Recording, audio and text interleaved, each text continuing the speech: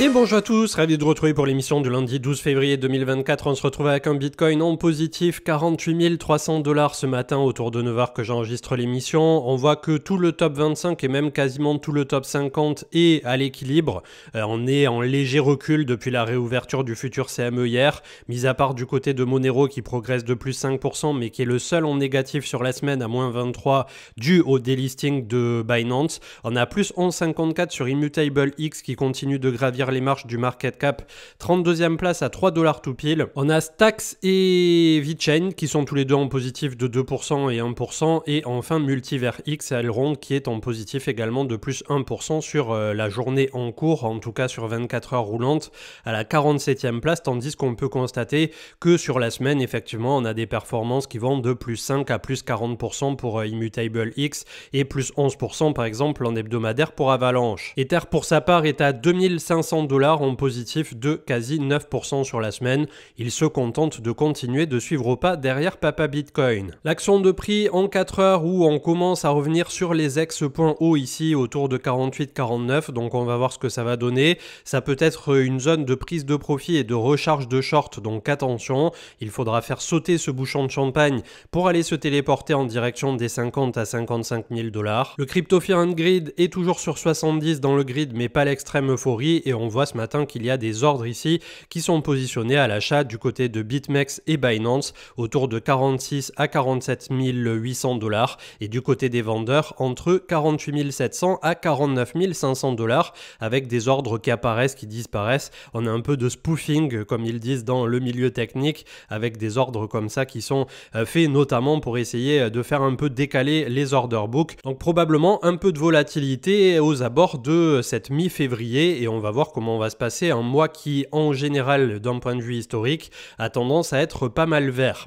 Au niveau de la map de liquidité, ça continue de bétonner entre 50,5 et les quasi 54 000 $. Donc on a pas mal d'ordres qui viennent s'empiler, s'ajouter ici, tandis qu'en bas, il faudrait redescendre à 44, 40, pour ne pas dire sous les 40, pour commencer à avoir un petit quelque chose. Et le gros pic, le premier est à 35 800 et le suivant plutôt autour de 32 000. Je remercie le partenaire sponsorisé du jour, et il s'agit de Starknet. Vous en avez probablement déjà entendu parler, et c'était à mon sens avec Celestia les deux gros blocs pour 2023-2024. Je l'avais cité en toute fin de vidéo pour mon top crypto élargi pour les 2 années à venir, et clairement ça fait partie des arrivées qui étaient extrêmement attendues. Alors aujourd'hui, la blockchain et la technologie en tant que telle est confrontée à bien des problématiques, mais surtout on l'a vu avec Ethereum Layer 1, et quand on a de suite un peu plus d'activité, il y a des frais qui sont complètement mirobolants, et mis à part pour les gros portefeuilles, ça devient de suite assez inaccessible, et on a une utilisation qui est extrêmement congestionnée avec des frais qui augmentent à des centaines de dollars parfois, notamment quand il y a des collections de NFT ou des trucs assez lourds pour cette blockchain. Et donc petit à petit, on a eu l'apparition des Layer 2, et aujourd'hui c'est la proposition donc de Starknet de permettre dans un premier temps de délester un peu par un pont supplémentaire. J'essaie vraiment de vulgariser là pour que tout le monde comprenne, afin de permettre d'avoir des frais qui seront extrêmement réduits, d'avoir une scalabilité au niveau des transactions qui est un peu plus importante, et qui puisse permettre à tout à chacun d'utiliser la blockchain de façon transparente. Cela fonctionne donc sur la technologie, et là on rentre un peu plus dans la technique, dans les détails. ZK Rollup, alors c'est développé derrière par Starkware, et c'est la technologie ZK Stark pour ceux qui veulent aller un peu plus loin. Et quand on rentre un peu plus dans les détails, on constate que c'est pas un véritable ZK Rollup, c'est plus un Validity Rollup. En gros, on a beaucoup de transactions qui sont mises dans un bundle, c'est envoyé directement à un prover derrière. Désolé, j'utilise les termes techniques en anglais, mais ça sera quelque chose qui peut-être aujourd'hui parlera un peu plus technique d'entre vous. Et ensuite, on a une validation comme ça qui est faite et qui arrive jusqu'au layer 1. On a une technologie qui est open source, donc tout le monde peut l'utiliser, et ça c'est à mon sens aujourd'hui aussi la base de tout.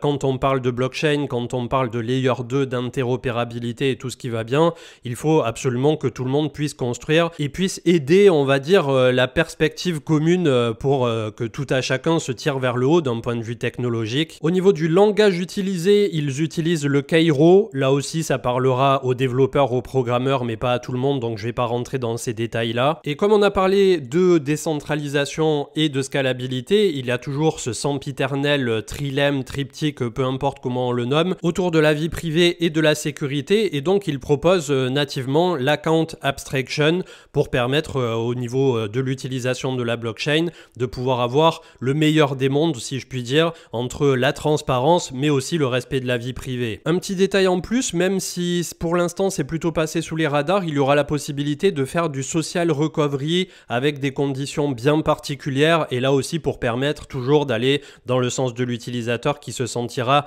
un peu plus sécure à utiliser telle ou telle blockchain et tel ou tel mode de fonctionnement. N'oublions pas également qu'avec l'arrivée de l'EIP 4844, on va avoir sur Ethereum Layer 1 une division assez drastique des frais qui aboutira justement sur les fameux Layer 2 entre divisé par 5 à divisé par 10 en général, et bien entendu Starknet en profitera. D'ailleurs, ils ont déjà un écosystème qui est bien fourni, comme on le voit ici sur starknet-ecosystem.com/fr.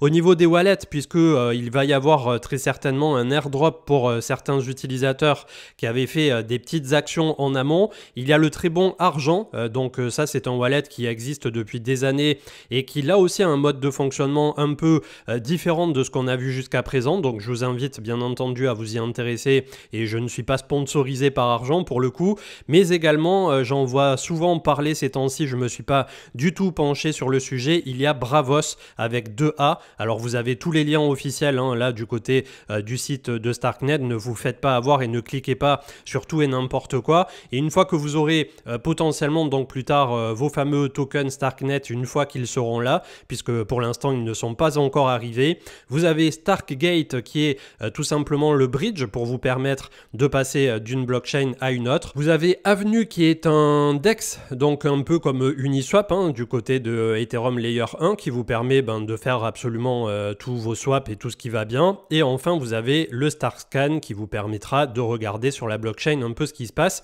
Alors aujourd'hui tout n'est pas encore complètement rose pour autant du côté de Starknet, puisque notamment ils ont un seul prover, un seul validateur qui est en cours de décentralisation petit à petit, donc ça c'est dans les tuyaux mais on n'y est pas encore tout à fait, et donc c'est un projet qui sur le papier a l'air extraordinaire, a énormément capitalisé au moment de sa levée de fonds. D'ailleurs ça s'était fait vers la fin du bull run, donc on aura une capitalisation qui va arriver au marché qui sera assez haute, donc pour ceux qui comptent spéculer sur ce projet, là aussi faites attention à vous dans un premier temps, et ensuite ils vont devoir prouver bien entendu que tous les espoirs qui ont été mis, et notamment sur le CEO qui était à l'origine notamment de Zcash qui a fait le MIT, Harvard, etc. Enfin c'est une tête bien faite, et on a notamment aussi notre Abdelhamid international désormais, j'allais dire national, mais ça fait bien longtemps qu'il est devenu international, on ne le présente plus, il est passé par Ethereum Consensus, il est passé par Atom Cosmos, et désormais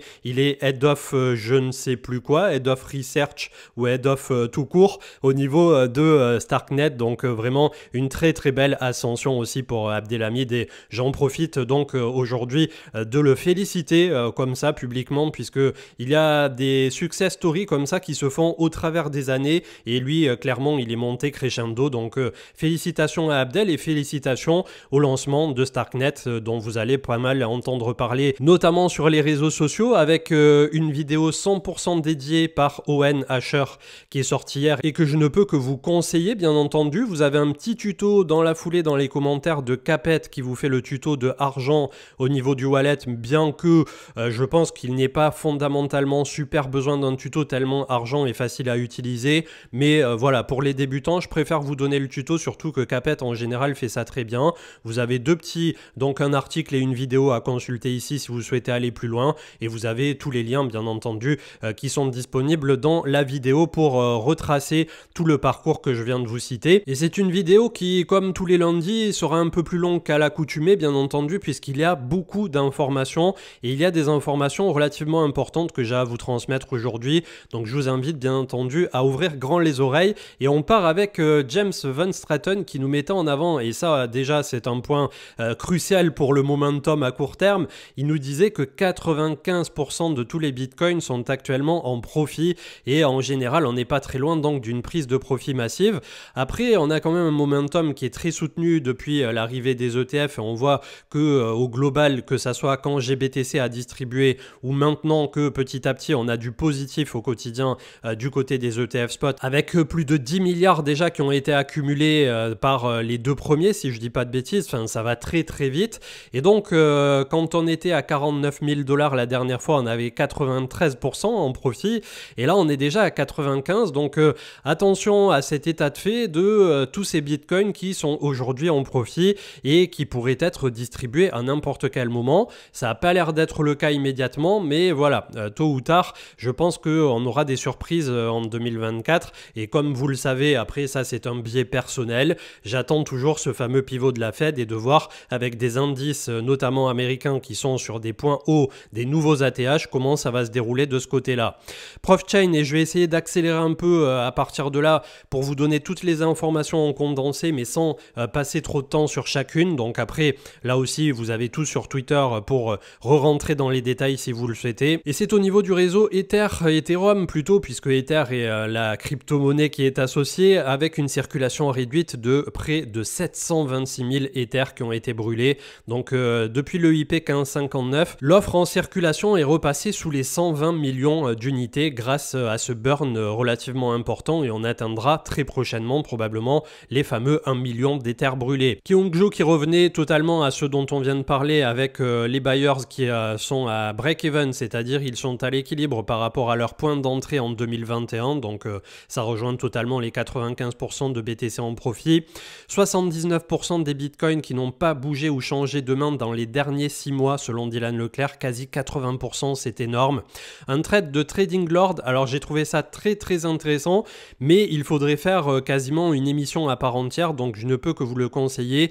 Avec le recul qu'il a de quelques années, peut-être, je sais pas, entre 5 et 10 ans dans la crypto, il donnait les bons conseils entre guillemets aux personnes, peu importe leur psychologie et ce pourquoi elles viennent au marché crypto, à partir du moment où vous commencez à réaliser des gains substantiels. Et la plupart du temps, ce qui se passe derrière, c'est que pour beaucoup, ils voient leur wallet passer à 6 voire 7 chiffres, donc entre 100 000 et 1 million, et derrière, ils le voient complètement se faire éclater au cours du bear market. Et ça, clairement, c'est quelque chose qui est beaucoup plus stressant que de prendre ses profits en cours de route. Donc je vous invite bien entendu à le consulter. On refera un petit aparté peut-être mercredi, j'essaierai de revenir, ou peut-être dans le live de ce soir, parce que c'est de la pure psychologie, du pur bon sens, et surtout c'est du retour d'expérience d'un mec qui a déjà fait toutes les bêtises et qui vous donne de l'alpha pur et dur, notamment pour les débutants. Donc voilà, après tout à chacun en fera ce qu'il voudra, mais je trouve que c'est quand même quelque chose de très intéressant quand on ne sait pas, notamment sur son premier cycle, à peu près comment on devrait se comporter par rapport à ce marché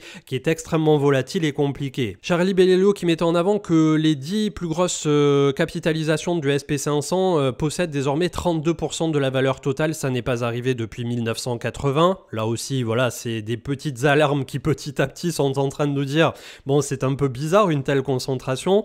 Sur les 10 dernières années, la progression du top actif avec Nvidia qui malgré tout sur 10 ans a surperformé le Bitcoin puisqu'on est sur 19 000%, tandis que le BTC serait sur 7 100%. AMD en approche les 5000, Tesla 1400, Microsoft 1200, Apple 1000%, Amazon 800, Netflix 800, Facebook 600, etc., etc. Dans 2 mois seulement, on aura le halving, donc c'est 66 jours qui nous séparent précisément du famoso halving, donc on va voir ce que ça va donner. Est-ce que ça aura un effet sur le cours? Peut-être pas à court terme, mais au long terme forcément. Génération Crypto qui met en avant qu'à chaque fois que le Bitcoin bouge de 5263 $, MicroStrategy ajoute 1 milliard à sa balance en positif, c'est complètement dingue. Cryptost, ils détiennent désormais 3,5% des bitcoins en circulation et c'est plus de 32 milliards de bitcoins qui sont détenus dans les différents ETF spot aux États-Unis, avec justement entre 5 et 10 milliards pour les 2 premiers, dont BlackRock. On a le prince des ETF qui nous parlait du changement à venir sur le MSCI World au niveau du PEA, donc attention, il va y avoir un merge notamment entre deux, on va dire, ISIN au niveau des entités. Je vous invite à creuser aussi un petit peu, je vais pas aujourd'hui faire trop long là-dessus. Peut-être ce soir, comme on reçoit Donovan Ray au niveau du live Twitch, on va parler un peu de tout ça et ça serait intéressant de faire un pas de côté, notamment sur le macro et la bourse traditionnelle. Kyungju qui disait qu'on pourrait atteindre au niveau du BTC 112 000 $ cette année, drivé justement par les ETF, et qu'au pire, on n'aurait que, entre guillemets, 55 000 au cours de 2024. Pladizo qui nous faisait une petite fractale des cycles passés, on remonte jusqu'en 2010-2012 et à chaque fois qu'on a clôturé au-dessus du 0,618, on est allé par la suite se téléporter vers l'ex-ATH et ensuite faire un nouveau point haut Est-ce que cette fois ça sera différent? C'est en tout cas quelque chose qui en ce moment agite un peu tous les réseaux sociaux, le fameux cette fois ça sera différent.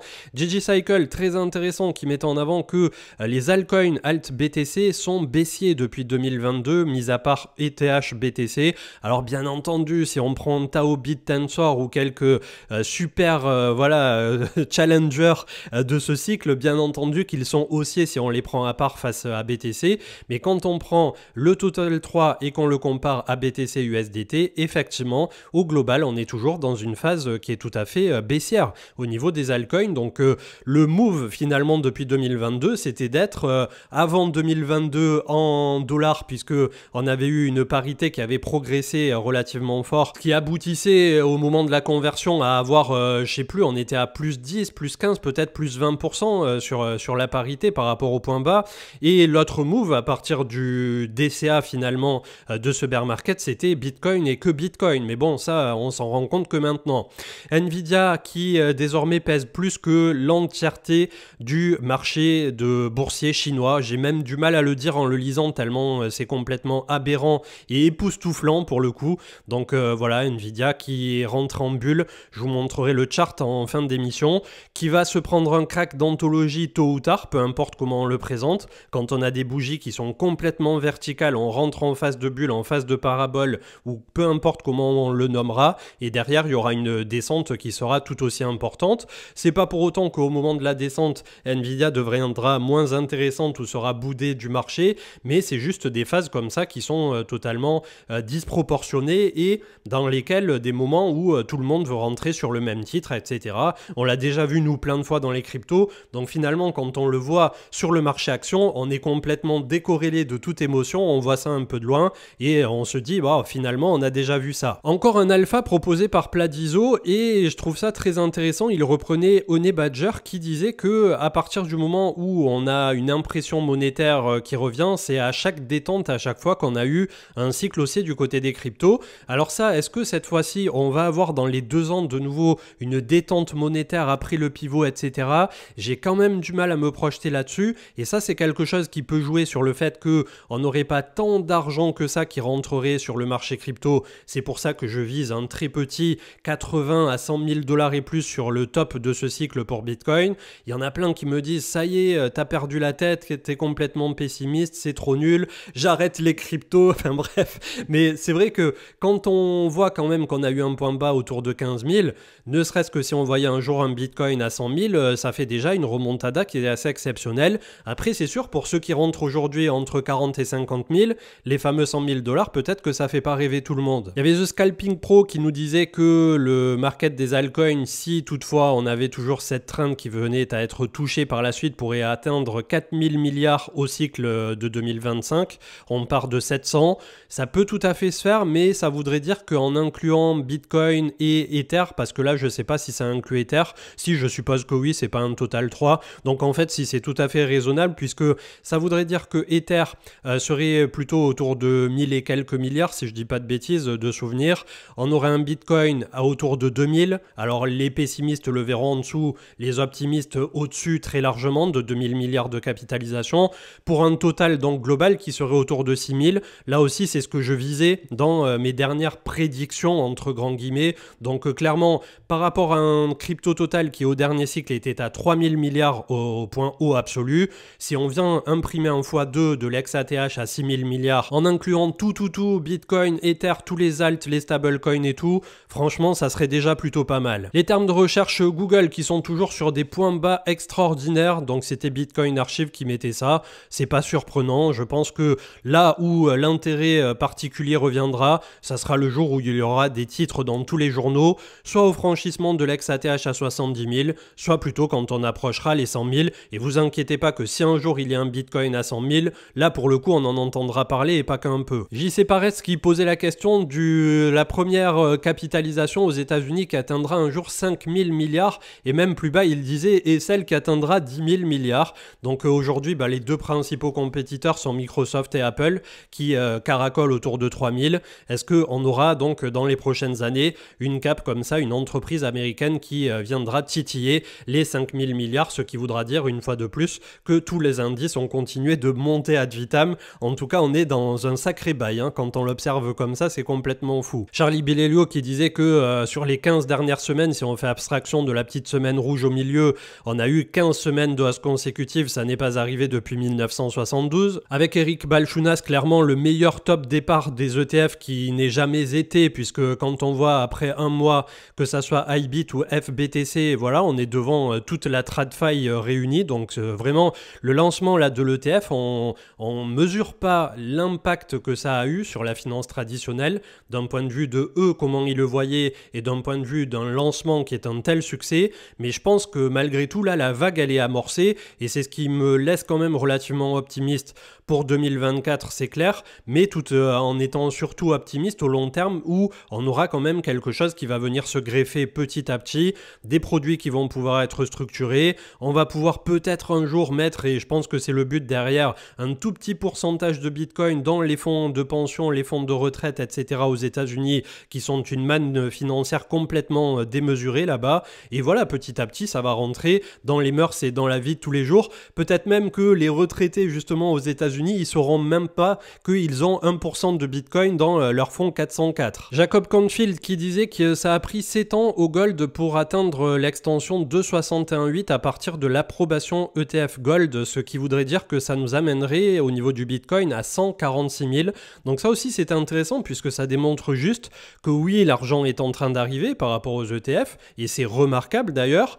On en a probablement plus aussi qui arrivent et plus rapidement du côté de Bitcoin puisque c'est la première fois qu'ils ont la possibilité de le faire, et contrairement au Gold à l'époque, on est dans l'ère de l'ultra-digitalisation, donc inutile de vous dire qu'ils attendent pas pour immédiatement se positionner, mais en tout cas c'est intéressant quand on fait le ratio de voir que le Gold ça avait quand même pris 7 ans pour atteindre l'extension 261.8, et que là donc si on fait ce fameux ratio, ça voudrait dire qu'on prendrait quelques années de plus à visiter, pourquoi pas un jour autour de 150 000 $ pour Bitcoin, ce qui est pour les plus optimistes peut être atteint sur ce cycle. Pour les pessimistes, sera peut-être atteint qu'au cycle suivant, c'est-à-dire vous rajoutez de nouveau 3-4 ans par rapport à 2024-2025. Et entre-temps, on se sera repris probablement un bear market. Il y a 3 jours, donc le 9 février, ça devait être vendredi, on avait donc Coinbase qui a repris des couleurs, mais Riot, Marathon et tous les autres aussi. Donc les actions, là aussi, on en a souvent discuté. D'ailleurs, la dernière fois, à part Nvidia qui est en train de faire là aussi la pluie et le beau temps sur son propre secteur, mais pas que, puisque désormais, avec une telle valorisation, on l'a vu tout à l'heure, il pèse réellement dans le game. J'avais complètement oublié de vous souhaiter, en tout cas à ceux qui le fêtaient, la nouvelle an chinois. Donc c'était il y a 72 heures, avec une très belle illustration ici de Philip Swift que je vous mets quelques instants à l'écran. Le dragon qui, si je ne me trompe pas, représente la prospérité et la réussite. Donc je vous le souhaite à tous, que 2024 soit une très bonne année pour tout le monde. Et allez, on arrive au bout, on est au 8 février désormais, 4 jours en arrière, et c'était Goku. J'étais complètement passé à côté, et pourtant ça c'est une information qui est énorme. C'est Disney qui investit 1,5 milliard de $ dans Epic Games pour créer un nouvel outil, un nouvel univers persistant et social, donc clairement probablement un métavers, et donc ils veulent une expérience de jeu dans lesquelles les fans pourront regarder, acheter, s'engager dans le contenu, les personnages, les histoires, avec Pixar, Star Wars, Marvel, Avatar, etc. Donc clairement, vous cumulez ça au casque de Apple qui est arrivé au niveau de ce qu'ils appellent un nouvel ordinateur spatial, et on est dans Ready Player One pur et dur ici. Donc on est en train là aussi d'avoir une transition qui est complètement folle, et je sais pas ce que va devenir le monde d'ici 5 ou 10 ans, mais en tout cas on n'est pas au bout de nos surprises. 1752 milliards au niveau du crypto total. Je vais aller très vite sur l'analyse technique puisque finalement déjà c'est une émission relativement longue, mais surtout ça n'a pas bougé depuis vendredi dernier. On a eu la plus haute clôture hebdomadaire enregistrée depuis bien longtemps, puisque c'était la dernière plutôt en avril 2022, et on voit qu'on avait bien cloisonné ici à 1600 milliards, donc c'est très positif. Est-ce qu'on va revenir s'appuyer sur la zone de sortie à 1006 ou sur toutes ces bougies ici pour backtester? En tout cas, la moyenne mobile 20, elle est désormais à 1462 milliards, et la moyenne mobile 200 et 50 jouxte parfaitement à 1250, qui est un peu la zone de sortie ici de cette contraction. Donc vraiment, on a un chart qui aujourd'hui, pour le crypto total, pour Bitcoin et même pour Ether, sont extrêmement propres. Là, il n'y a plus de difficultés ou de on ne sait pas si on va se ramasser les dents quand on est en bear market, etc. Malgré tout, on a un RSI hebdomadaire qui est haut. Donc clairement, je ne sais pas à quelle sauce on va être mangé au printemps. Pour l'instant, c'est très positif. Mais comme on l'a vu tout à l'heure, c'est à tempérer avec le fait qu'il y a 95% des bitcoins en profit. Crypto Total 2, c'est exactement pareil. C'est très propre. Meilleure clôture depuis la bougie de dump ici de mai 2022. Donc on s'était pris 1, 2, 3, 4, 5, 6, 7, 8, 9, 10, 11 ou 12 semaines de baisse consécutives à compter d'avril 2022. C'était vraiment une atrocité. C'était horrible. Et on s'est arrêté autour de la moyenne mobile 200 qu'on a franchi ensuite autour de novembre 2022 pour faire un double point bas ici autour de 425-430 milliards. Et là, nous sommes bel et bien donc sur une remontada express qui, malgré tout, on l'a vu tout à l'heure, quand on regarde le Total 3 face à BTC, est baissier depuis 2022 et n'a toujours pas renversé complètement sa polarité. Ça se contente de suivre derrière. Il y a eu des belles performances du côté des alts sur certains alts, mais pour l'instant, on n'a pas eu toute la vélocité qu'on a connue, notamment au cours de 2021, ce qu'on appelle un bull run. Au niveau du crypto total 3, justement 500 milliards, ça n'a guère évolué depuis la dernière fois, si ce n'est qu'on a fait une clôture légèrement supérieure à toutes ces bougies ici qu'on avait eues précédemment, et pareil, on est en train donc de revenir dans la très grande bougie ici de mai 2022. Le Bitcoin 48 209, on a une zone qui est relativement dure puisque c'est ce qui a arrêté la dernière fois proche des 49 000. Attention, le RSI a un peu dégonflé, donc on va voir ce que ça donnera. La moyenne mobile 20 est aujourd'hui autour de 40 000, voilà, 39 400. La moyenne mobile 50 se trouve elle à 32 000 et la moyenne mobile 200 se trouve à 31 000 $. Ça nous fait énormément de support dynamique. Le SP500 donc qui continue de s'envoler, il fait sa vie, le RSI crève le plafond, enfin tout va bien dans le meilleur des mondes. Donc quand il aura fini ses carabistouilles, probablement un retour à la réalité avec les 4800 points et à ce jour on a la moyenne mobile 20 donc au niveau du marché US qui est à 4590. Ether 2500, pareil, meilleure clôture qui n'avait pas été enregistrée depuis la bougie impulsive de mai 2022, donc toujours du positif. Malgré tout, c'est une zone ici de travail qui pourrait faire office de résistance, les 2005, donc il faudra s'en affranchir pour partir en direction des 2009 à 3000 $ pour Ether. Je repasse pas sur les actions américaines puisque que ce soit Nvidia, MicroStrategy, etc.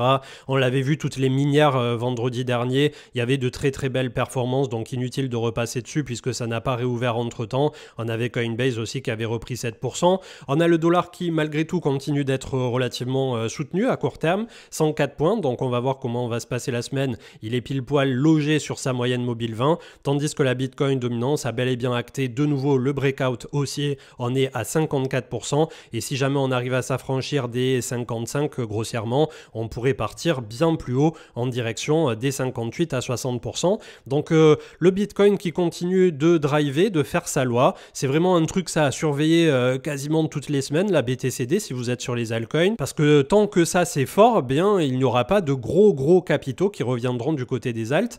Alors vous allez me dire oui mais on a des alts qui ont fait des performances extraordinaires et tout ça. Oui, probablement, il y a eu des fois 5, des fois 10, des fois 20 qui ont été logés sur des alts spécifiques ou sur des nouveaux alts. Mais quand on pense justement à ce qui se passe au moment du bull run, et c'est exactement le trade de tout à l'heure de Trading Lord, en gros, il attaque son laïus en disant peu importe ce sur quoi vous vous positionnez normalement, si vous êtes positionné sur des dossiers à peu près porteurs, il y a à peu près tout qui pump. Et c'est là où il voulait en venir en fait au niveau de son discours de fond, c'est que plutôt que de se casser la tête actuellement sur pourquoi j'ai pas pris ça, pourquoi mon voisin pump à court terme, pourquoi mon altcoin comme Atom Cosmos il est toujours hacké, pourquoi machin, pourquoi bidule, vous restez assis sur vos mains, vous restez assis dans votre siège, vous prenez un petit verre, vous prenez ce que vous voulez et vous regardez le spectacle. Et en gros, la plupart des gens qui sont tous les jours collés au graphique, qui sont tous les jours collés aux réseaux sociaux, etc.,